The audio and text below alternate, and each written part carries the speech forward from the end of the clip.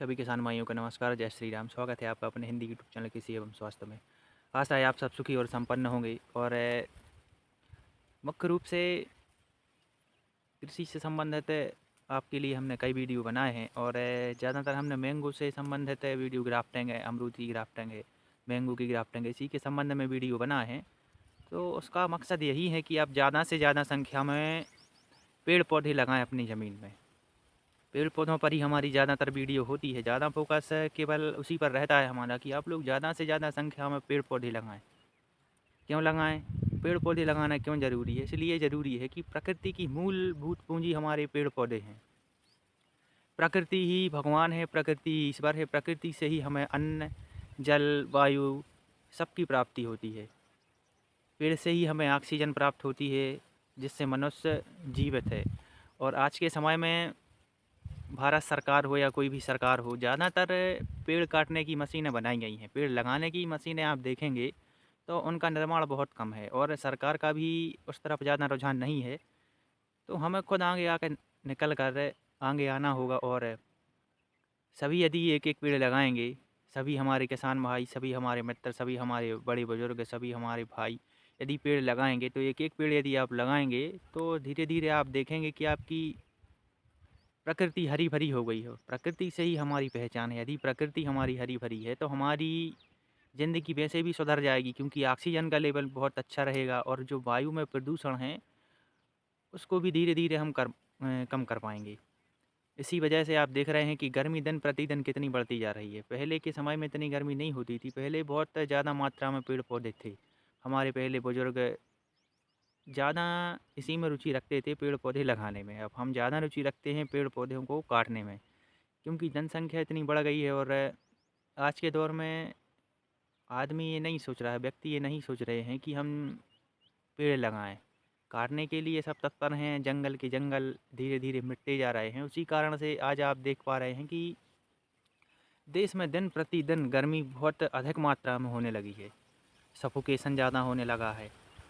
एक तो कारण ये हो गया पहला, और दूसरा कारण है आपका ये केमिकल फर्टिलाइज़र है, पेस्टिसाइड, महंगे महंगे पेस्टिसाइड, ज़्यादा हार्ड केमिकल की मात्रा ज़मीनों में दिन प्रतिदिन।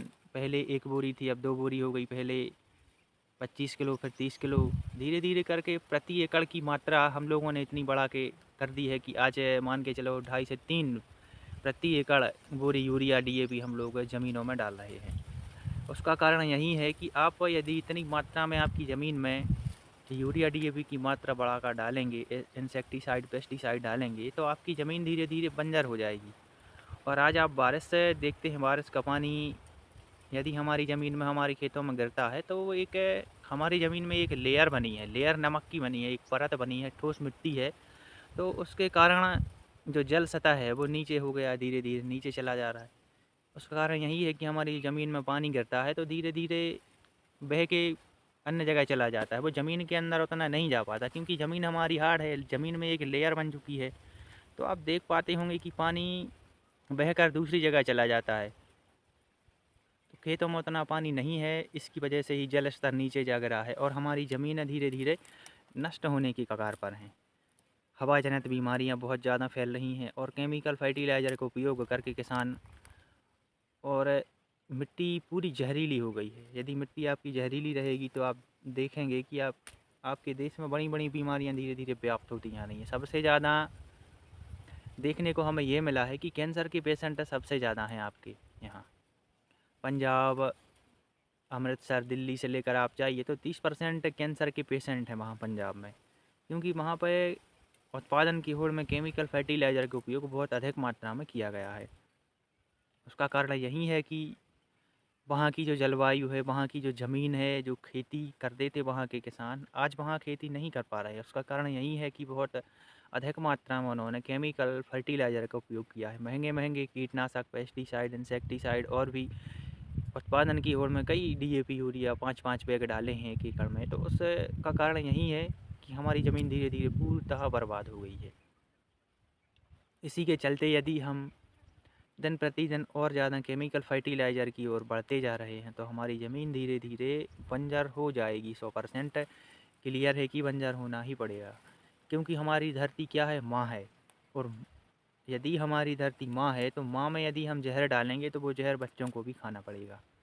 यदि हम उसमें कुछ अच्छा डालेंगे तो हमें अच्छा खाने को मिलेगा। यदि हम जैविक फर्टिलाइज़र की ओर धीरे धीरे रुचि लाएँ, जीवामृत बनाएँ, गोबर का प्रयोग करें, गौमूत्र का प्रयोग करें, छाछ का प्रयोग करें, गुड़ का प्रयोग करें और भी कई अन्य मतलब कई चीज़ें हैं जो आप ज़मीन में उपयोग कर सकते हैं और धीरे धीरे आप ज़मीन को उपजाऊ बना सकते हैं। आप देखेंगे कि 1 से 2 साल में आपकी ज़मीन में जो केंचुए थे वो वापस आ जाएंगे, लाभदायक जीवाणु थे वो वापस आ जाएंगे। और जो केंचुए का काम रहता है ज़मीन की सतह के धरातल के अंदर 100 बार जाना, 100 बार बाहर आना और एक ऐसे बैक्टीरिया केंचुआ छोड़ता है जो एक बहुत अच्छा उससे इफ़ेक्ट ये आता है कि ज़मीन के अंदर सुधार बहुत जल्दी होता है केंचुए से। केंचुआ ज़मीन की उर्वरक शक्ति को बढ़ाता है, पीएच मान को बढ़ाता है, मिट्टी की गुणवत्ता में सुधार करता है, मिट्टी में नमी बना के रखता है, मिट्टी को भुरभुरा बनाने का काम करता है और ज़मीन के अंदर जाने से जल स्तर भी ज़मीन का बढ़ता है।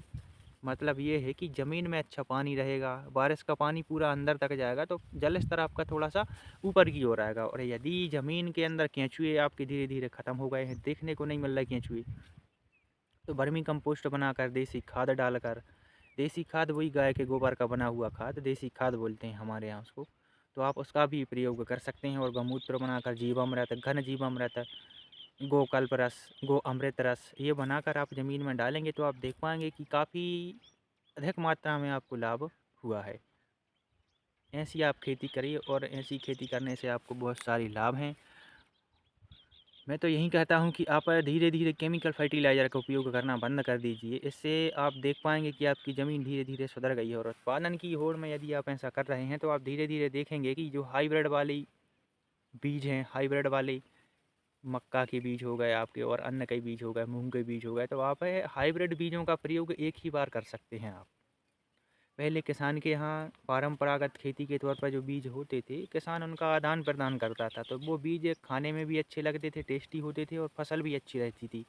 हाइब्रिड बीज आप ज़मीन में बोते हैं, तो आपको हाई-फाई दवाई लगती है उसको, हाई-फाई पेस्टिसाइड डालना पड़ेगा, हाई-फाई टॉनिक डालना पड़ेगा, महँगी-महँगी आप फर्टिलाइज़र का उपयोग करेंगे, तभी आप हाइब्रिड बीजों का उत्पादन ले पाएँगे। तो आप पहला ये करिए कि धीरे-धीरे आप जो बीज बनाते हैं आप वो उन बीजों का उपयोग करके आप अपनी ज़मीन को सुधारिए और घर पर ही दवाइयाँ बनाने का आप उपयोग करिए। तो घर पर ही आप दवाई बनाइए। इससे आपकी ज़मीन भी धीरे-धीरे सुधर जाएगी और आप देख पाएँगे कि पूरा पोषण आपकी ज़मीन को मिल रहा है और पूरा ही पोषण आप अपने शरीर में लेंगे तो आप स्वस्थ रखेंगे, सुखी रखेंगे अपने शरीर को और दिन प्रतिदिन आपके शरीर में सुधार होगा, परिवार में सुधार होगा। ज़मीन यदि आपकी सुधरेगी तो आपका परिवार सुधरेगा। दिन प्रतिदिन स्वास्थ्य में आप देखेंगे कि सुधार होता जा रहा है। स्वास्थ्य आपका सही है, शरीर आपका फिट रहेगा। इससे बहुत सारे लाभ हैं, ज़मीन भी सुधरेगी आपकी, कई प्रकार के आप लाभ देख पाएँगे। जैविक खेती के बहुत लाभ हैं, तो आप आधुनिक तरीके से खेती करिए और इन महँगे-महँगे पेस्टिसाइड, इंसेक्टिसाइड, डीएपी, यूरिया की लालच में ना आकर आप इनका प्रयोग करिए। ठीक है किसान भाइयों, आज के लिए इतना ही। धन्यवाद।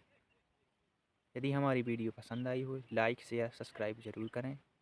धन्यवाद किसान भाइयों, जय श्री राम।